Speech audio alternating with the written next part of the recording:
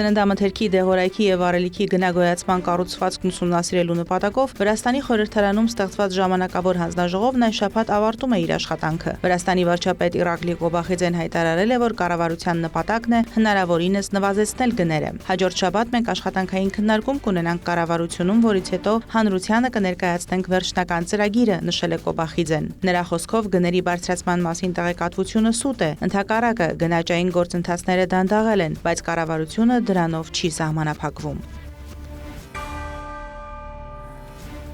Վրաստանի էկոնոմիկայի նախարար Մարիամ Կվիրիշվիլին հայտարարել է միջկառավարական ձևաչափի ստեղծման մասին Վրաստանի ռազմավարական նախագծերին չինական ընկերությունների մասնակցությանն աջակցելու եւ խոշոր ներդրումներ ներգրավելու համար։ Նա նաեւ նշել է, որ Վրաստանի ներդրումային հնարավորությունները քննարկվել են չինական խոշոր էներգետիկ եւ ավտոմոբիլային ընկերությունների հետ։ Հանդիպումներ են տեղի ունեցել խոշոր էներգետիկ ընկերության Geojade Petroleum-ի ղեկավարության հետ Վրաստանում նավթի եւ գազի արդյունահանման հնարավորությունները քննարկելու համար։ Չինաստան այցի ընթացքում Կվիրիշվիլին նաև ստորագրել է ազատ առևտրի համաձայնագրի թարմացված տարբերակը, որը նրա խոսքով կամրապնդի եւ կխթանի երկու երկրների միջև առևտրատնտեսական հարաբերությունները։ Կվիրիշվիլին նշել է, որ նոր պայմանավորվածությունները պետք է ամրապնդեն տնտեսական կապերը եւ խթանեն զբոսաշրջությունը, այդ թվում Չինաստանից զբոսաշրջիկների հոսքի աճը։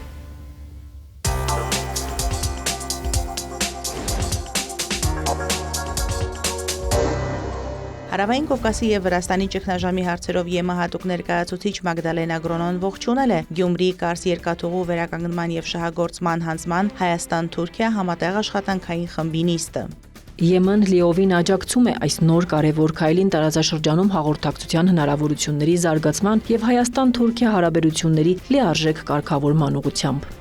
Հայաստանում Միացյալ Նահանգների դեսպանությունը եւս անդրադարձել է Կարսում տեղի ունեցած հայ եւ թուրք պաշտոնյաների հանդիպմանը, նշելով, որ պատմական առաջընթաց է խաղաղ ու բարգավաճ Հարավային Կովկասի կերտման ճանապարհին։ Հայաստանի եւ Թուրքիայի միջև այս առանցքային օղակի վերականգնումը տարածաշրջանային կապուղիների բացման եւ տարածաշրջանային կայունության ապահովման կարևոր քայլ է։ Այս օրինակ շրջադարձային զարգացումների համար հիմք էին նախապատրաստվել օգոստոսի 8-ին նախագահ Թրամփի հյուրընկալած Վաշինգտոնի գագաթնաժողովում։ Հայաստանի Հանրապետությունում Ամերիկայի Միացյալ Նահանգների դեսպանությունը ողջունում է Հայաստանի եւ Թուրքիայի միջև տասնամյակներ շարունակ փակված տնտեսական եւ հասարակական կապերի վերաբացման ուղղությամբ այս կոնկրետ քայլերի ձեռնարկումը։ Կարսում տեղի ունեցած հայ եւ թուրք պաշտոնյաների հանդիպմանն է անդրադարձել նաեւ Թուրքիայում Միացյալ Նահանգների դեսպան Թոմ Բարաքը։ Նա եւս ողջունել է Թուրքիայի եւ Հայաստանի վերջին քայլերը։ Ձևավորվում է նոր Հարավային Կովկաս փոխկապակցված եւ խաղաղ, որը համապատասխանում է նախագահ Թրամփի տարածաշրջանում կայունության եւ բարգավաճման հանձնառությանը, հավելել է դեսպանը։ Հիշեցնենք, որ Կարսում տեղի է ունեցել Գյումրի Կարս երկաթգծի վերականգնման եւ գործարկման Հայաստան-Թուրքիա համատեղ աշխատանքային խմբի հանդիպումը։ Տարածաշրջանի տրանսպորտային հաղորդակցությունների ընդլայնման համատեքստում կողմերն ընդգծել են Գյումրի Կարս երկաթգծի շուտափույթ գործարկման կարևորությունը։ Թուրքիայի արտգործնախարար Հական Ֆիդանը մասնակցել է 3 ծովերի նախաձեռնության 11-րդ գագաթնաժողովին, որը տեղի է ունենում Խորվաթիայի Դուբրովնիկ քաղաքում։ Թուրքական դիվանագիտության ղեկավարը միջոցառմանը ներկայացնում է Թուրքիայի նախագահ Ռեջեփ Թայիպ Էրդողանին։ Միջոցառման շրջանակում Ֆիդանը հանդիպել է իր խորվաթ գործընկեր Գորդան Գրլիչ Ռադմանի, ինչպես նաև Բոսնիա եւ Հերցեգովինայի նախարարների խորհրդի նախագահ Բորյանա Քրիստոյի հետ։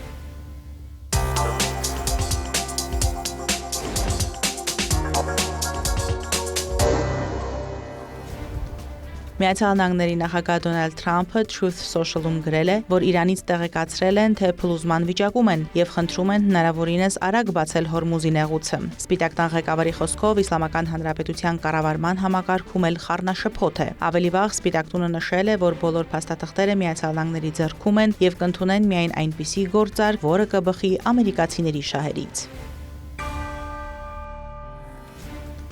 Իրանը չի նախատեսում Միացյալ Նահանգների հետ բանակցությունների ընթացքում քննարկել իր հրթիռային ծրագիրը, ինչպես նաև Թեհրանի կողմից աջակցվող տարածաշրջանային զինված կազմավորումների դիմադրության առանցքի հարցը։ Այդ մասին հայտնել է Կահիրեում Իսլամական Հանրապետության դեսպան Մոջթաբա Ֆերդոուսիփուրը։ Եգիպտոսում Իրանի դեսպանը հավելել է, որ Միացյալ Նահանգները նաև պետք է հարգի Իսլամական Հանրապետության բոլոր օրինական իրավունքները միջուկային ծրագրի շրջանակներում։ Դեսպանը նաև հայտարարել է, որ Իրանն անձնատուր չի լինի, չնայած Միացյալ Նահանգների նախագահ Դոնալդ Թրամփի պնդումներին եւ բանակցություններ չի վարի ճնշման ներքո։ Նա հավելել է, որ թույլ չեն տա, որ Միացյալ Նահանգներն իրենց հետ խոսի ուժի դիրքերից։ Իրանում թե քաղաքական, թե ռազմական իշխանությունը Միացյալ Նահանգների եւ Իսրայելի հետ հակամարտության, նաեւ երկրի նախորդ գերագույն առաջնորդ Այաթոլլահ Ալի Խամենեիի մահվան ֆոնին անցնում է Իսլամական հեղափոխության պահապանների կորպուսի ձեռքը, հաղորդում է Reuters գործակալությունը։ Պատերազմի ճնշումն իշխանությունը կենտրոնացրել է ավելի նեղ, ավելի կոշտ գծի ներքին շրջանակում, որը հիմնված է Գերագույն ազգային անվտանգության խորհրդի, Գերագույն առաջնորդի գրասենյակի եւ Իսլամական հեղափոխության պահապանների կորպուսի վրա, որն իր հերթին այժմ գերիշխում է ինչպես ռազմական ռազմավարության, այնպես էլ առանցքային քաղաքական որոշումների վրա, ասված է հրապարակման մեջ։ Նշվում է, որ երկրի իշխանական համակարգի ղեկին դեռևս շարունակում է մնալ գործող Գերագույն առաջնորդ Մոջթաբա Խամենեին, միևնույն ժամանակ նրա դերը հիմնականում գեներալների կողմից ընդունվող որոշումների լեգիտիմացումն է, այլ ոչ թե ինքնուրույն հրահանգներ տալը։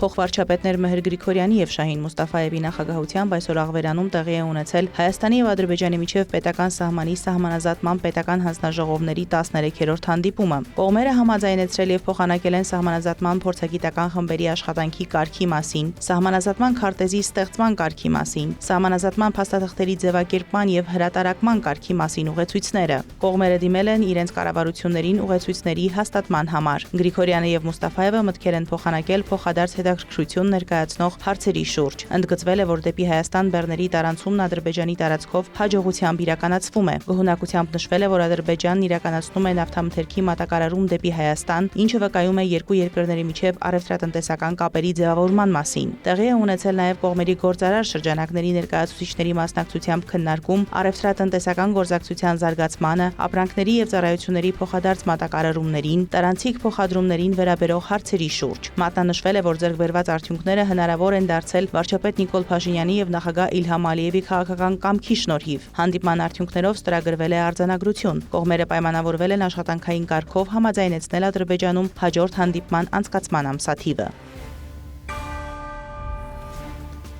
Ադրբեջանը եւ Արաբական Միացյալ Էմիրությունները քննարկել են գործընկերության զարգացմանը եւ նոր ներդրումային հնարավորություններին վերաբերող հարցեր։ Այս մասին հաղորդել է Ադրբեջանի էկոնոմիկայի նախարար Միքայիլ Ջաբարովը։ Ուրախ էինք մեր երկրում ողջունել Արաբական Միացյալ Էմիրությունների արտաքին գործերի նախարարության պետական նախարար եւ Ադրբեջան-Արաբական Միացյալ Էմիրություններ համապարփակ ռազմավարական գործընկերության համատեղ կոմիտեի համանախագահ Սաիդ Ալ-Հաջերիի գլխավորած պատվիրակությանը։ Ընդգծեցինք մեր ռազմավարական գործընկերության ամրապնդումը եւ այն, որի հայտ են եկել տնտեսական գործակցության դիվերսիֆիկացման նոր հնարավորություններ, իր ֆեյսբուքյան գրառման մեջ նշել է Ադրբեջանի էկոնոմիկայի նախարարը։ Հանդիպան ընթացքում նաև կարևորվել է Ադրբեջանի եւ Արաբական Միացյալ Էմիրությունների միջև տնտեսական, առևտրային եւ տեխնիկական համագործակցության միջկառավարական հանձնաժողովի գործունեությունը, գործարար կապերի եւ գործարար շրջանակների միջև համագործակցության դինամիկ զարգացումը, համատեղ ներդրումների խթանումը, ինչպես նաև արդյունաբերության, էներգետիկայի, տրանսպորտի, զբոսաշրջության եւ այլ ոլորտներում համագործակցության ամրապնդումը։ Հատկանշական է, որ 2025 թվականին Արաբական Միացյալ Էմիրություններից Ադրբեջան կատարված ուղղակի օտարերկրյա ներդրումների ծավալը կազմել է $404 միլիոն։